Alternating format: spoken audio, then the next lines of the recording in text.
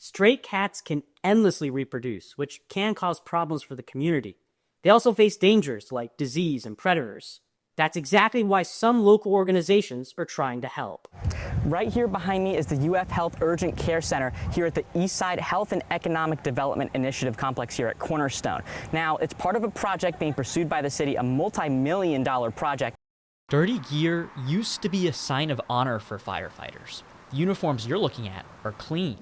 Alachua County Fire Rescue Battalion Chief Kevin Rulipaw says times have changed. If I find my crew in dirty gear, we're going to have a discussion, and it's going to be a really bad discussion. The idea behind the cleanliness is to help protect firefighters from bringing toxic chemicals back into the fire station. You'll see us on scenes at the end of the fire where we're standing out by the truck, standing like this, somebody's hosing us down with a little brush and a little bit of Dawn dish detergent. Then the gear gets another round of cleaning with a special washer called an extractor. Still, there are inherent health risks. According to the Centers for Disease Control, firefighters have a 9% greater risk of getting cancer compared to civilians. They're also more at risk to certain types of cancer. Researchers at the University of Miami found firefighters are more prone to skin cancer. That sends a red flag as an occupational health professional that says like something's got to be in their work environment that's increasing this disease. Battalion Chief Rulipaw believes the bond they share outweighs the risks they face. I told my daughter, I said, you've got 300 aunts and uncles that you've never met before. That's why his family of firefighters unites to help people when they need it most. Aiden Wacksman, WUFT News. It's a steamy weekend morning in July.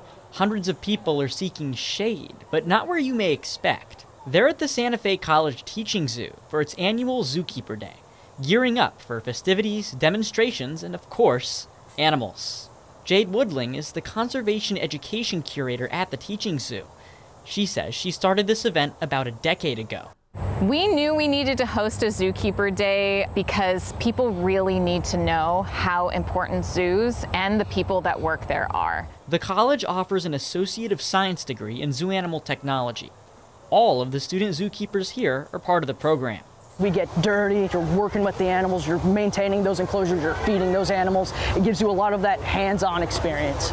Zookeeper Day gives these students an opportunity to share their knowledge with their community.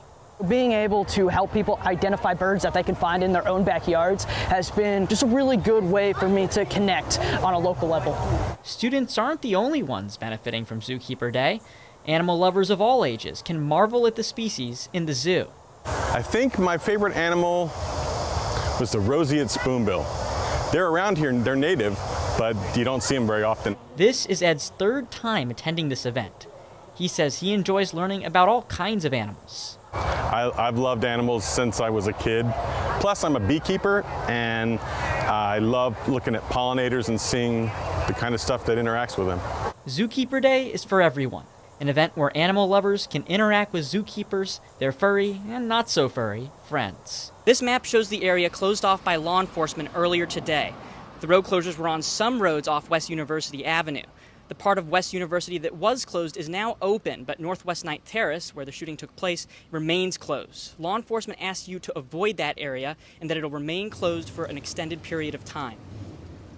This is near the apartment where the shooting happened. It's by the Paisanos and McDonald's on University Avenue. According to ACSO, deputies evacuated residents in the apartments. The sheriff's office says no deputies or bystanders were hurt. I talked to a UF student earlier today who was at the gym when he found out about the shooting. I look up the location and I realize it's right next to me. That's a bit concerning, and that was this morning. I'll say it's very scary how stuff like this seems to happen. ACSO says the suspect shot at deputies when they tried to serve his warrant. He barricaded himself in the apartment and continued shooting. Deputies returned fire and killed the suspect. The hippo's name was Lou. He was born in the San Diego Zoo and brought to Homosassa Springs Wildlife State Park in 1964. He quickly rose to fame, becoming a television star by age 7. Lou starred in shows including Daktari and Cowboy in Africa. His Hollywood career spanned nearly 2 decades. The roughly 3-ton hippo was so beloved by the Homosassa Springs community, he was even given honorary Florida citizenship in 1991. He had just celebrated his 65th birthday on June 6th. The park says it will hold a memorial to celebrate Lou on a date that's yet to be announced. For WUFT News, I'm Aiden Wacksman.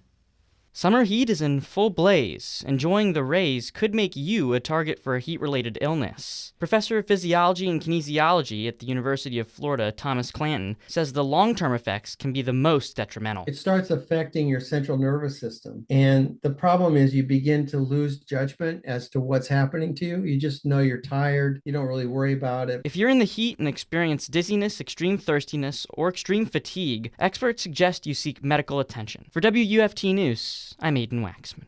The Florida Gators football team dismissed a highly recruited freshman yesterday.